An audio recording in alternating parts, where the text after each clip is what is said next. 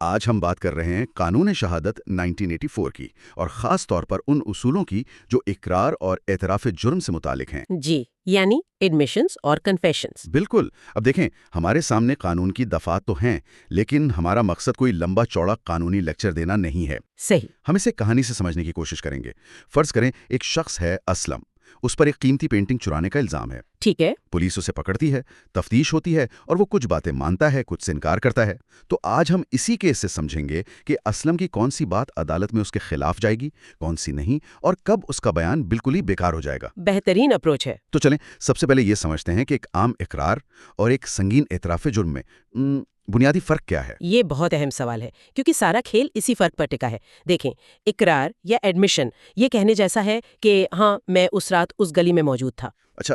یہ ایک اہم بات ہے، آپ شک کے دائرے میں آ گئے، لیکن یہ جرم کا اعتراف تو نہیں ہے نا؟ نہیں، بالکل نہیں۔ جبکہ اعتراف جرم یعنی کنفیشن یہ کہنا ہے کہ ہاں میں نے ہی پینٹنگ چرائی تھی، یہ تو سیدھا سیدھا جرم قبول کرنا ہے۔ تو مطلب ہر اعتراف جرم اقرار ہوتا ہے، لیکن ہر اقرار اعتراف جرم نہیں ہوتا؟ بالکل صحیح پکڑا آپ نے۔ ٹھیک ہے، تو اسلم کے کیس میں پہلے اس کے عام بیانات یعنی اقرار کو دیکھتے ہیں۔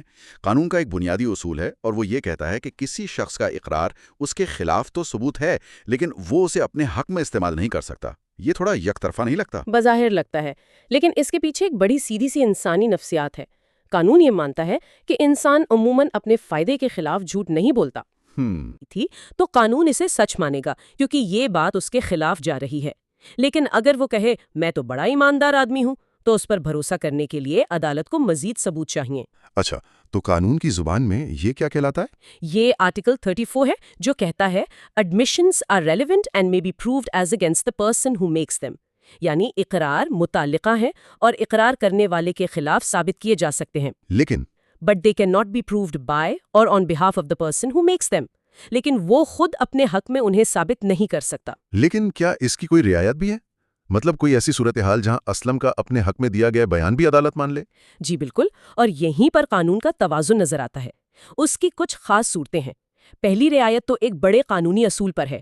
دیکھیں، قانون میں کچھ بیانات اتنے قابل اعتبار مانے جاتے ہیں کہ بیان دینے والے کے مرنے کے بعد بھی وہ ثبوت ہوتے ہیں۔ اچھا، جیسے کسی ڈاکٹر کا اپنی ڈائری میں مریض کے بارے میں روزانہ کی تفصیل لکھنا۔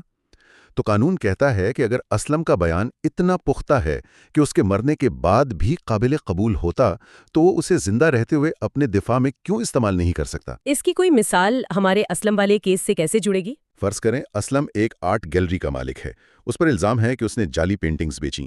وہ اپنی گیلری کا روزانہ کا ریکارڈ پیش کرتا ہے، جس میں ہر پینٹنگ کی خریداری، اس کی جانچ، سب کچھ درج ہے۔ یہ ریکارڈ اس کے حق میں ایک مضبوط ثبوت ہوگا، کیونکہ یہ اس کے روزمرہ کے کام کا حصہ ہے، اور اس کے مرنے کی صورت میں بھی ایک معتبر دستاویز مانا جاتا۔ سمجھ گیا۔ اور دوسری رعایت کیا ہے؟ دوسری رعایت بہت دلچسپ ہے۔ اس کا تعلق انسان کے عمل سے ہے۔ قانون کہتا ہے کہ اگر کوئی شخص اپنی ذہنی یا جسمانی حالت پر کوئی بیان دے اور اس کا عمل بھی اس کے بیان کی تائید کر رہا ہو، تو وہ بیان اس کے حق میں استعمال ہو سکتا ہے۔ قانون کے الفاظ ہیں and is accompanied by conduct rendering its falsehood improbable، یعنی اس بیان کے ساتھ ایسا طرز عمل بھی ہو جو اس کے جھوٹے ہونے کے امکان کو کم کر دے۔ بالکل۔ تو قانون یہاں صرف لفظوں کو نہیں دیکھ رہا، بلکہ اس شخص کے عمل کو بھی پرکھ رہا ہے۔ جی، اگر اسلم کہے کہ مجھے نہیں پتا تھا یہ پینٹنگ چوری کی ہے، لیکن وہ اسے آدھی رات کو چھپ کر آدھی قیمت پر بیچنے کی کوشش کر رہا ہو، تو اس کا عمل اس کے بیان کو جھوٹا ثابت کر دے گا۔ صحیح، لیکن اگر وہ کہے مجھے نہیں معلوم تھا یہ چوری کی ہے، اور ساتھ میں یہ ثبوت بھی دے کہ جیسے ہی اسے شک ہوا اس نے خود پولیس کو فون کیا، یا اس نے اس پینٹنگ کو اس کی اصل قیمت سے بہت کم پر بیچنے سے انکار کر دیا، تو اس کا یہ عمل اس کے بیان کو سچا ثابت کرتا ہے۔ اس صورت میں اس کا بیان اس کے اپنے حق میں قابل قبول ہوگا۔ تو کیا عدالت ایک اقرار کو حتمی اور آخری ثبوت مان لیتی ہے؟ اگر اسلم نے ایک بار کچھ مان لیا تو بس بات ختم؟ نہیں، اور یہ بہت اہم نقطہ ہے۔ آرٹیکل 45 کہتا ہے کہ admissions are not conclusive proof of the matters admitted، یعنی اقرار حتمی ثبوت نہیں ہوتے، لیکن وہ may operate as estoppels کے طور پر کام کر سکتے ہیں۔ اسٹاپل یہ کیا چیز ہے؟ اسے ذرا آسان زبان میں سمجھائیں۔ اسٹاپل یا امر معنی ایک قانونی اصول ہے جو کسی شخص کو اپنی کہی ہوئی بات سے مکرنے سے روکتا ہے۔ اچھا، مطلب اگر آپ کسی کو کہیں کہ یہ زمین آپ کی ہے، آپ اس پر گھر بنا لیں، اور وہ آپ کی بات پر بھروسہ کر کے لاکھوں روپے لگا دے، تو بعد میں آپ یہ نہیں کہہ سکتے کہ ارے میں تو مذاق کر رہا تھا۔ ہاں، تو قانون آپ کو اپنی بات سے پھرنے سے روک دے گا۔ جی، تاکہ دوسرے شخص کا نقصان نہ ہو۔ اقرار حتمی ثبوت نہیں، لیکن یہ آپ کو اپنی بات سے پھرنے سے روک سکتا ہے۔ ٹھیک ہے، یہ تو ہو گئی عام بیانات کی بات، لیکن جب معاملہ سنگین جرم کا ہو، جہاں کوئی شخص اپنی جان یا آزادی داؤں پر لگا رہا ہو، تب قانون اسے کس نظر سے دیکھتا ہے؟ یہاں سے اعتراف جرم کی دنیا شروع ہوتی ہے نا؟ جی، اور یہاں قانون کے اصول بالکل مختلف اور کئی زیادہ سخت ہیں۔ یہاں قانون کا بنیادی مقصد یہ یقینی بنانا ہے کہ اعتراف مکمل طور پر آزادانہ اور بغیر کسی دباؤ کے ہو۔ یعنی رضاکارانہ ہو۔ بالکل۔ آرٹیکل 37 کہتا ہے کہ اعتراف جرم غیر متعلقہ یعنی irrelevant ہے اگر The making of the confession appears to the court to have been caused by any inducement, threat or promise. یعنی اگر عدالت کو لگے کہ یہ اعتراف کسی لالچ، دھمکی یا وعدے کے نتیجے میں لیا گیا ہے، جو کسی با اختیار شخص یعنی پرسن ان اتھارٹی کی طرف سے ہو، اور اس لالچ یا دھمکی کی نوعیت ایسی ہونی چاہیے، کوئی خاص قسم۔ قابل قبول ہوگا۔ بالکل، لیکن اگر کوئی کہے کہ سچ بولو ورنہ خدا ناراض ہوگا تو یہ ایک روحانی بات ہے۔ اس بنیاد پر کیا گیا اعتراف قابل قبول سمجھا جائے گا۔ اچھا، یہ تو ایک بہت اہم فرق ہے۔ اب آتے ہیں اس سوال پر جو سب کے ذہن میں ہوتا ہے، پولیس کو دیے گئے اعتراف جرم کی کیا حیثیت ہے؟ اس بارے میں قانون میں کوئی شک و شبہ نہیں ہے۔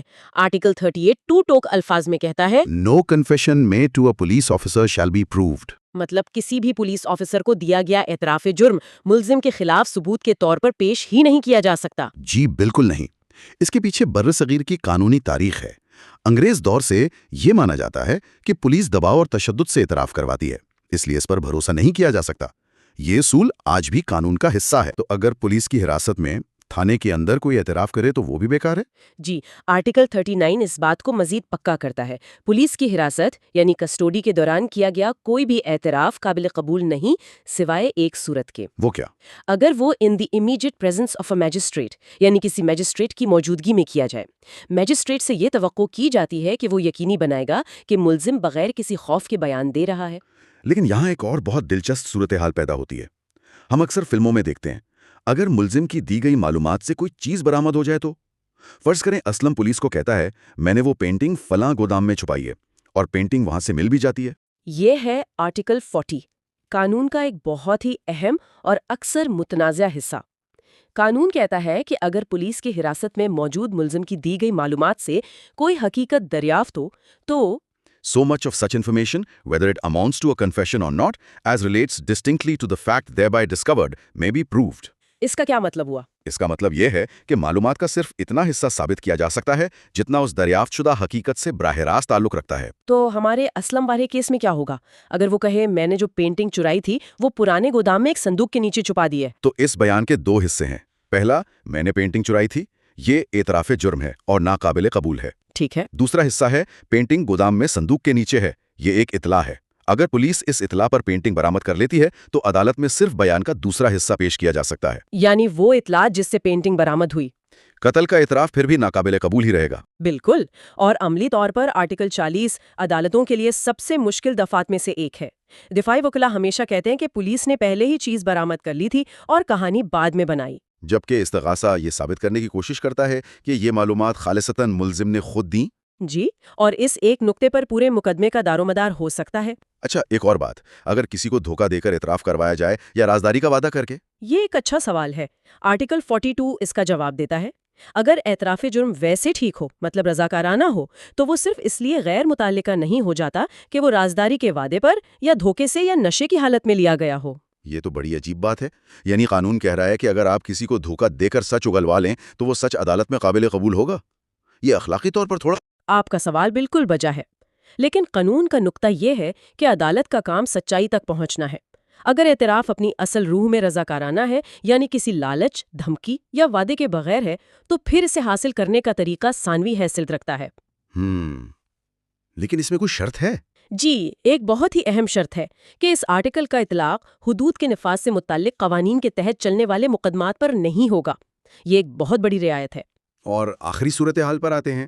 اگر اسلم کے ساتھ اس کا کوئی ساتھی بابر بھی پکڑا جائے اور اسلم اعتراف کر لے کہ میں نے اور بابر نے مل کر پینٹنگ چرائی تھی، تو اس اعتراف کا بابر پر کیا اثر ہوگا؟ یہ آرٹیکل 43 ہے۔ قانون کہتا ہے کہ جب ایک سے زیادہ افراد پر ایک ہی جرم کا مشترکہ مقدمہ یعنی جوائنٹ ٹرائل چل رہا ہو اور ان میں سے ایک اعتراف کر لے تو اسے دو طرح سے دیکھا جائے گا۔ کیسے؟ پہلا، یہ اعتراف کرنے والے یعنی اسلم کے خلاف ایک مضبوط ثبوت ہوگا۔ دوسرا، عدالت اس اعتراف کو دوسرے شریک ملزم یعنی بابر کے خلاف سرکمسٹینشل ایویڈنس یعنی واقعاتی شہادت کے طور پر غور میں لا سکتی ہے۔ ایک منٹ، واقعاتی شہادت کا کیا مطلب ہے؟ کیا اسلم کے کہنے پر بابر کو سزا ہو جائے گی؟ نہیں، ہرگز نہیں۔ واقعاتی شہادت کا مطلب ہے کہ یہ بابر کے خلاف واحد یا حتمی ثبوت نہیں ہو سکتا۔ عدالت صرف اسلم کے بیان کی بنیاد پر بابر کو مجرم قرار نہیں دے سکتی۔ تو پھر اس کا فائدہ؟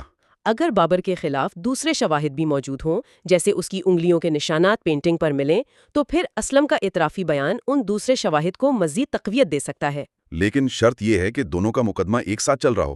جی، اگر بابر کا مقدمہ الگ چل رہا ہے تو اسلم کا بیان اس کے خلاف بالکل بھی استعمال نہیں ہو سکتا۔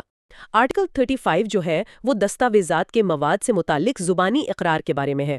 یہ سننے میں تھوڑا پیچیدہ لگتا ہے۔ دراصل یہ بہت واضح ہے۔ آرٹیکل کا جو کیلی جملہ ہے وہ ہے oral admissions as to the contents of a document are not relevant۔ اچھا، یعنی کسی دستاویز کے مندرجات کے بارے میں زبانی اقرار متعلقہ نہیں ہے۔ عام طور پر آپ صرف یہ نہیں کہہ سکتے کہ کسی معاہدے میں کیا لکھا تھا، آپ کو اصل معاہدہ ہی پیش کرنا ہوگا۔ ثبوت پیش کرنے والا فریق یہ ثابت کر دے کہ وہ قانون کے مطابق اس دستاویز کی سیکنڈری ایویڈنس یعنی ثانوی شہادت دینے کا حقدار ہے۔ جیسے کہ اگر اصل دستاویز گم ہو گئی ہو؟ بالکل، یا جل گئی ہو۔ اور دوسری صورت یہ ہے کہ جب the genuineness of a document produced is in question۔ یعنی جب پیش کی گئی دستاویز کی اصلیت ہی زیر سوال ہو۔ جی، کہ وہ اصلی ہے بھی یا نہیں، تب عدالت زبانی گواہی سن سکتی ہے۔ یہ تو بہت دلچسپ ہے۔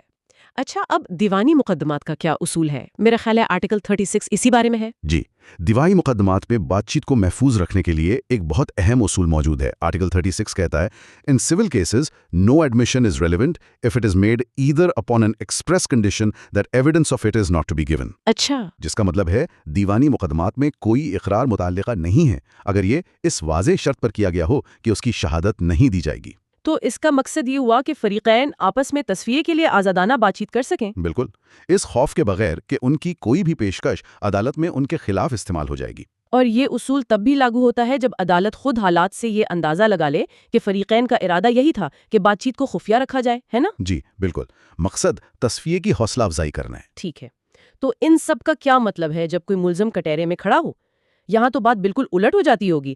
آرٹیکل 44 اسی پر روشنی ڈالتا ہے شاید۔ آپ نے بالکل صحیح پکڑا۔ آرٹیکل 44 بہت ہی مختصر ہے لیکن انتہائی اہم ہے۔ یہ کہتا ہے all accused persons including an accomplice shall be liable to cross examination۔ تمام ملزمان بشمول شریک جرم جرح کے لیے جواب دہ ہوں گے۔ جی، اس کا سیدھا مطلب یہ ہے کہ اگر کوئی ملزم گواہی دینے کا فیصلہ کرتا ہے تو پھر اسے مخالف فریق کے وکیل کے سوالات کا سامنا کرنا پڑے گا۔ اور یہ اصول سچائی کو جانچنے کے لیے عدالتی نظام کا ایک بنیادی ستون سمجھا جاتا ہے۔ بالکل، اور یہ صرف ملزم پر ہی نہیں بلکہ اس کے شریک جرم پر بھی اسی طرح لاگو ہوتا ہے۔ تو خلاصہ یہ ہوا کہ قانون زبانی اقرار کو ایک حد میں رکھتا ہے، دیوانی مقدمات میں تصفیے کی بات چیت کو تحفظ دیتا ہے، اور اس بات کو یقینی بناتا ہے کہ عدالت میں دیے گئے ہر بیان کو جرح کے ذریعے پرکھا جا سکے۔ جی، تو آج ہم نے قانون شہادت کے تحت اقرار اور اعتراف جرم کے اہم اصولوں کو سمجھا۔